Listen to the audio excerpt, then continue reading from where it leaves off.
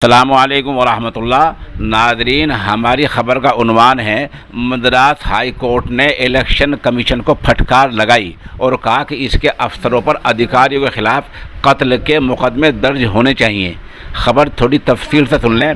मुल्क में corona virus की दूसरी लहर से हाहाकार मचा हुआ है।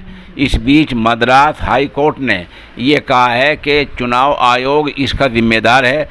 हाई कोर्ट के अल्फाज ये हैं कि अगर कोरोना बीमारी के फैलाने का कोई एक ज़िम्मेदार हो तो चुनाव आयोग का नाम ले दिया जाए। हाई कोर्ट ने कहा कि कोरोना की दूसरी लहर के लिए किसी एक को ज़िम्मेदार ठहराना हो तो अकेले चुनाव आयोग का नहीं, इलेक्शन कमीशन का नाम ले दिया जाए। इलेक्शन कमीशन ज़िम्मेदार है।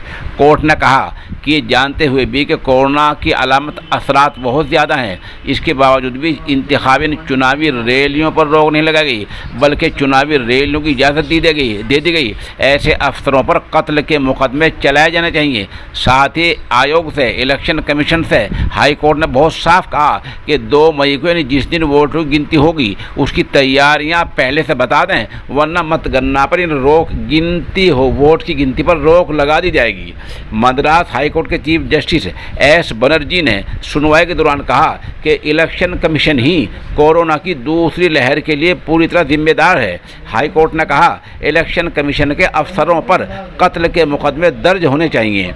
हाई कोर्ट ने इलेक्शन कमीशन को वार्निंग दी कि 2 मई को कोविड से जुड़ी गाइडलाइन और उससे जुड़े ब्लूप्रिंट तैयार करके नहीं बताया गया तो वोट की गिनतियों पर रोक लगा दी जाएगी। मद्रास हाई कोर्ट ने इलेक्शन कमीशन को हिदायत दी है कि वे महकमा सेहत के सेक्रेटरी के साथ मिलकर 2 मई को होने वाली वोटों की गिनती के लिए प्लान तैयार करें। हाई कोर्ट ने 30 अप्रैल तक प्लान बनाकर देने के लिए कहा है और वार्निंग दी है कि अगर प्लान नहीं दिया बनाकर तो वोट गिनती पर रोक लगा दी जाएगी। बहरहाल मद्रास हाई कोर्ट ने 3 बातें बड़ी अहम कही हैं। एक तो ये कि चुनाव आयोग इसका जिम्मेदार है, उसके अफसरों पर कत्ल का मुकदमा होना चाहिए, और अगर 2 मई तक उसने कोई गाइडलाइन नहीं बताई वोट गिनती की तो वोट गिनती पर रोक लगाई जा सकती है।